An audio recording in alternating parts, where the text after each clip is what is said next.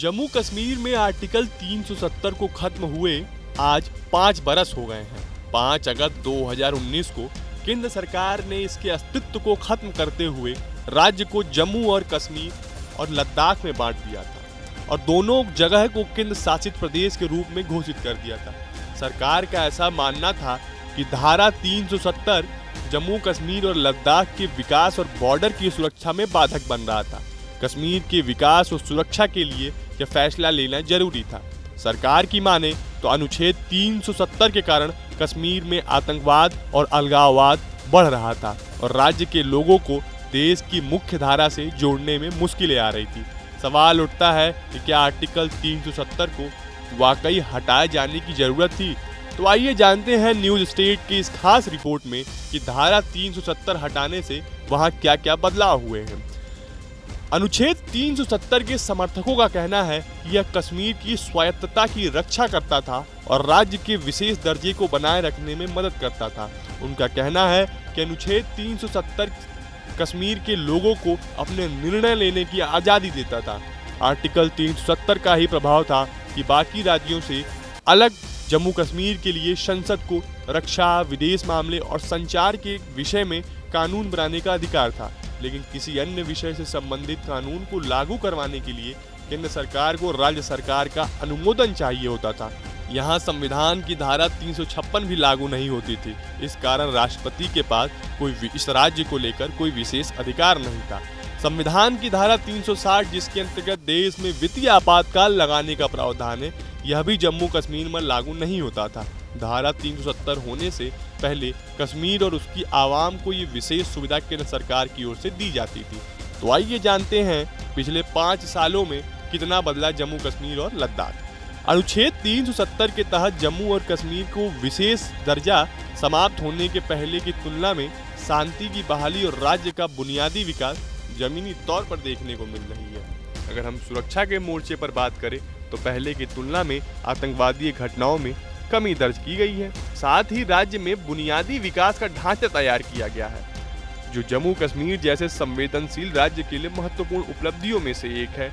वहीं अलगाववादी ताकतों को यहां पूरी तरीके से कुचल दिया गया है, जो कश्मीर को भारत से अलग करने की जुगल में लगे हुए थे। आधिकारिक आंकड़ों की माने तो स्थानीय स्तर पर विरोध प्रदर्शन और पथराव की घटनाएं भी कम हो गई हैं। कानून व्यवस्था की स्थितियों में सुधार हुआ है, साथ ही निर्दोषों की हत्याओं पर भी रोक लगी है। नागरिक मृत्यु में 81% की कमी आई है। साथ ही सैनिकों की शहादत में भी यहां 48% की कमी देखने को मिल रही है। वहीं धारा 370 हटने से पीछे के कुछ वर्षों की तुलना में जम्मू कश्मीर में आतंकीय घटनाओं की संख्या में कमी आई है। आंकड़ों के मुताबिक इस साल 21 जुलाई तक कुल 14 सुरक्षाकर्मी और 14 नागरिक मारे गए, जबकि 2023 में केंद्र शासित प्रदेश में 46 आतंकवादी घटनाओं और 48 मुठभेड़ या आतंकवाद विरोधी अभियानों में मारे गए लोगों की संख्या 44 थी, जिनमें 30 सुरक्षाकर्मी और 14 नागरिक शामिल थे। वहीं आंकड़ों के मुताबिक राज्य के 70% आतंकवादी घटनाओं पर रोक लगी है। सरकार ने घाटी में आतंकवाद, पथराव और पाकिस्तान प्रायोजित हमलों को खत्म करके शांति बहाल का रास्ता तैयार किया है और यहाँ का विकास सुनिश्चित किया है। जम्मू कश्मीर में आतंकीय घटनाओं में कमी केंद्र सरकार की आतंकवाद के खिलाफ जीरो टॉलरेंस की नीति का नतीजा है। जम्मू कश्मीर से धारा 370 हटाए जाने के बाद साल 2020 में राज्य में जिला विकास परिषद यानी डीडीसी का चुनाव कराकर राज्य को लोकतंत्र से जोड़ने की पहल शुरू की गई।